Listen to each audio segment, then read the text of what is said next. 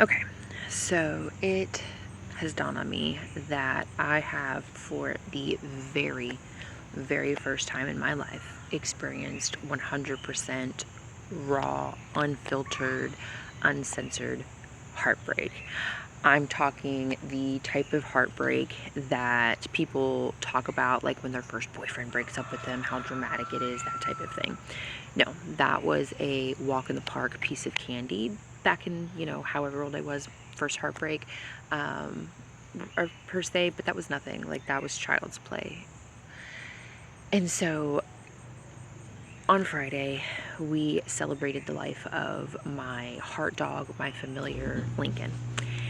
And nobody tells you how fucking hard that is. Like, yes, as a veterinary professional, I help walk people through this process on a daily basis. I know how to help them feel comfortable, how to help their pet feel comfortable, and how to make it or as easy as can be, I should say, process where there's no worry, you can focus on the now.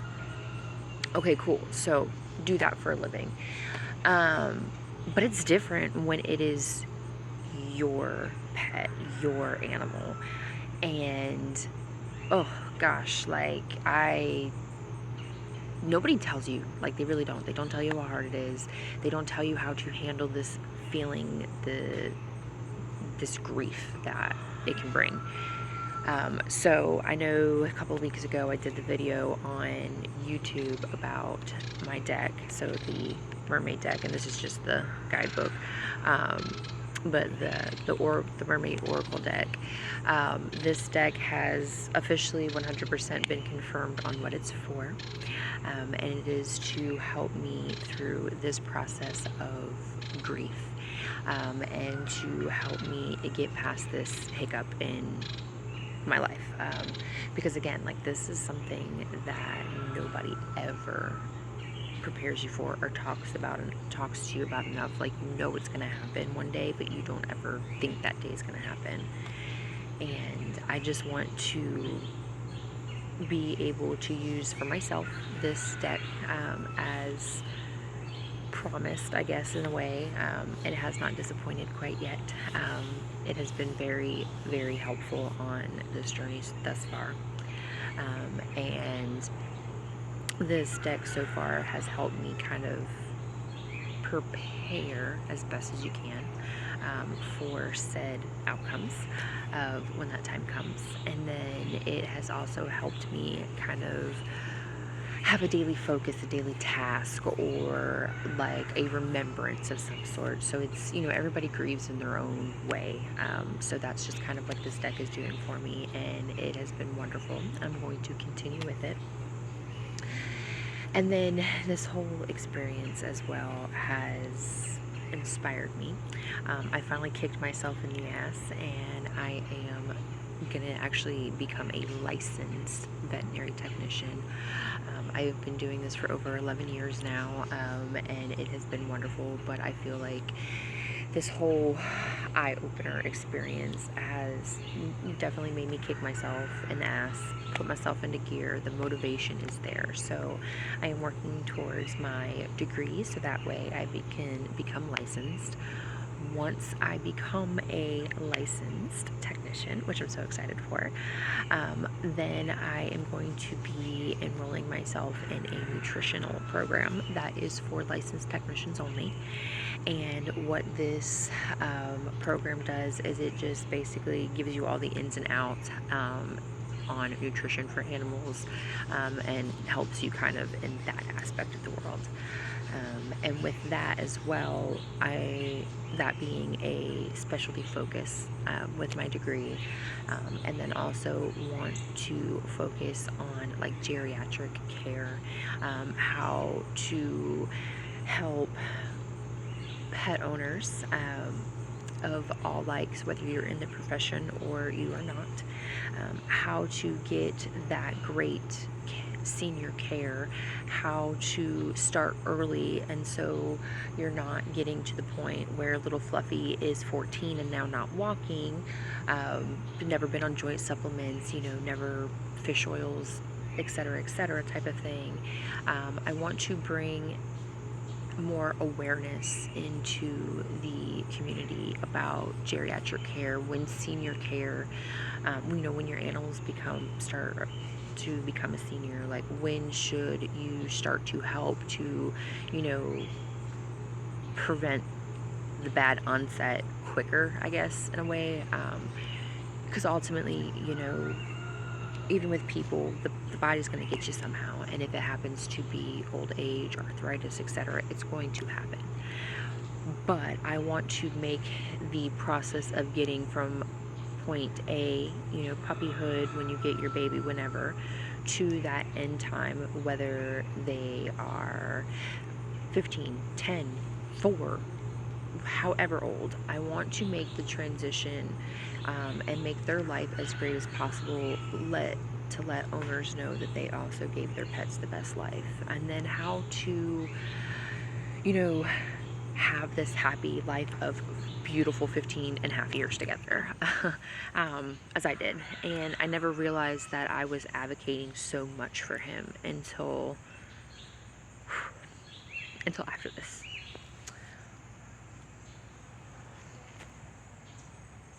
Sorry about that. I had to pause for just a second.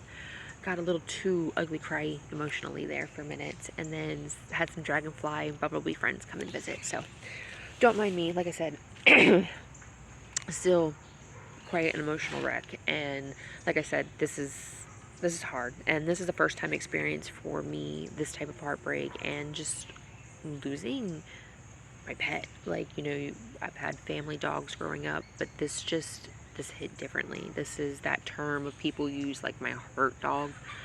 That is what my boy was to me. And on which I haven't talked about this, it's one of my future video episodes and things, is a witch's familiar. I have come to believe that although I have not been practicing for 15 years, I feel like he was sent to me, and that our souls are connected, and that he is indeed my familiar. He was sent to help guide and protect me and get me to this point of where I'm at. And that's okay, and that's great. And I want to be able to, not including like with the vet tech things and the geriatric care, nutrition, helping pet owners grieve. This is also a way for us as witches to understand if a familiar has come into our lives and what they have meant, and grieving that loss, and just kind of touching small on that topic. As a witch, you can have more than one familiar within your life, and each of them are going to touch and impact you in different ways. And so just recently coming to that conclusion and learning that and learning this, that's why I said I feel like he was sent here for me, and that is a hard loss to get over as well, because that's a part of you, who you are. It is part of your life. It is a loved one, and then you having that transition of not having that spirit, that soul there with you. That's where that heartbreak comes from. And for me, it's on both aspects of just the regular mundane and the witchy spiritual side. So it is like a double whammy, like that's why I said like 100% true heartbreak. And sorry, I kind of went on a little rant, but it's all part of the same topic, and it's just, whew, don't cry again. But yeah, like I want to help people be able to have the care they need for their pets from whatever age to whatever age, Know that they're doing the best they can, they're doing everything they can, that you are being the best pet parent you can, so that way your animal is at their best shape, their best tip top, and you can make decisions when the time comes. And like I was trying to say, was that I never realized that I was such a big advocate for Lincoln and for animals and for like what's best for them in their lives and their care, those types of things. Now, not to say that, I haven't always been the best pet owner. I mean, everybody does it. You go out too long and they have an accident in the house and then you feel bad, or you forgot to feed breakfast before you were rushing to work, what have you. It happens, but it's not, those aren't the small acts that they remember. What they remember is you coming home, kissing them on their forehead every day. They remember the walks you take. They remember cuddling in bed, or whatever activity you do together on a consistent basis. They remember, you petting them. That they remember those types of things. For and and that's why, like, I want to advocate that so much, because I have been a huge stickler on not letting Lincoln have like people food, and then the bare minimum, trying to really control what he eats, his diet, the amount of treats, because there's a lot of things out there that can be harmful, hurt them, make them sick.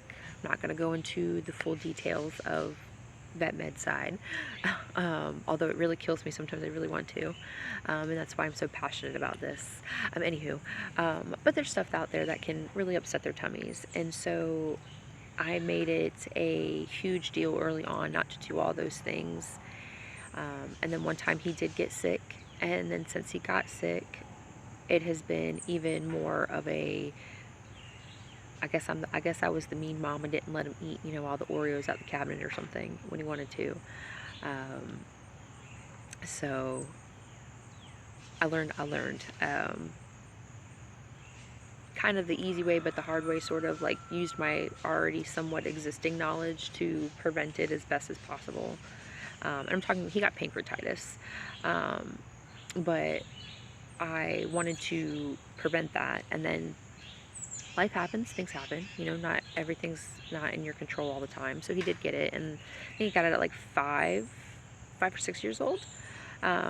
And so ever since then, I've been very like, boop, boop, boop, every so often, if you're pinching pennies, I may have, had to get junk dog food, but he, other than some loose stools, because I switched food, it didn't cause enough for like the pancreatitis, because even if you can't afford top-notch dollar dog food, feeding a regular dog food is better than feeding like table food, because it's going to give them that nutritional balance that they need.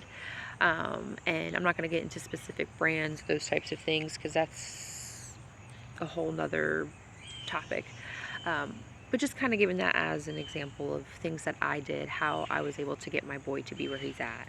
And I just want to be able to provide that to everyone, and then help you get through this process that I am currently learning how to get through. So when I figure it out, I will let you know. But it's definitely something that you're never going to forget. You're always going to have the sadness, the grief, but you just find ways to make it hurt less every day. When the pain does come, think of the good memories, switch that sadness to happiness, like those types of things. The same things they tell us to do when you, lose a family member, like a human family member. Those little things that people say, it really applies to this side as well, as to losing your heart dog, or losing your kitty of 20 years, because cats can definitely live a lot longer than dogs, like, for sure. Whether it's your goat, your guinea pig, whoever it is to you, because animals come in all shapes and forms, not just cat and dog. That just happens to be the particular practice I work at right now, but my knowledge is going to be mainly focused on dogs, yes, because of my personal experiences and my passions, but I do want to help all animals, and that will take some time because all animals are different, so there's lots of learning to do. It never ends.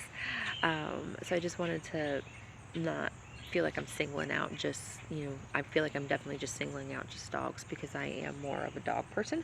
um, I mean, who knows, that may change, but like I said, he was sent to me and it was just meant to be. And anywho, but yeah, I want to be able to make that process great for everybody, and then learn how to get through this grieving process in a safe way, in a way that you don't feel ashamed, that's natural, um, where people can talk to people because they've been through it. And whether it is as a, and this is kind of where it differs a little bit, because I do feel like as a veterinary professional, let's say, I feel like we kind of need our own support group in itself, because we do deal, like, yes, we deal with our personal animals, but we deal with the general publics as well. So we deal with a lot of death in our field, in our profession, and that type of grief in itself is a whole different bag of worms.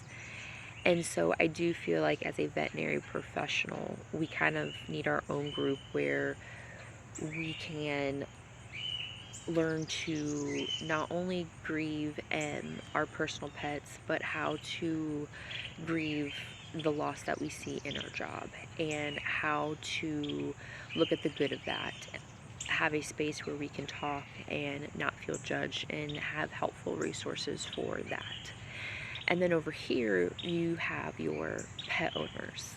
And the reason why I say that there's kind of a difference between us and them, basically, so professionals and non-professionals, is because you're dealing with just the grief and the death of your animal, and you're dealing with the grief of your family, but you don't have the baggage of, and baggage is a bad word, but just to kind of make it make sense, you don't have that baggage of all the other animals in your lifetime that weren't yours, that you have had to console a sad owners, families.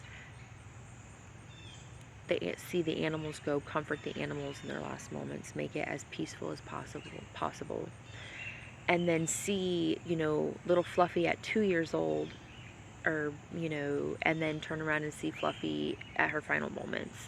So although little Fluffy isn't mine, I've seen little Fluffy grow. I have taken care of Fluffy her entire life. So in a way, I am invested in Fluffy, because I've been here for Fluffy. I've been taking care of Fluffy, treating Fluffy like she is my own when she's in my care. So professionals have that bigger sadness, I'm going to say, instead of burden, that bigger sadness, because we're dealing with not just ours, but everybody's, and you guys are dealing with yours.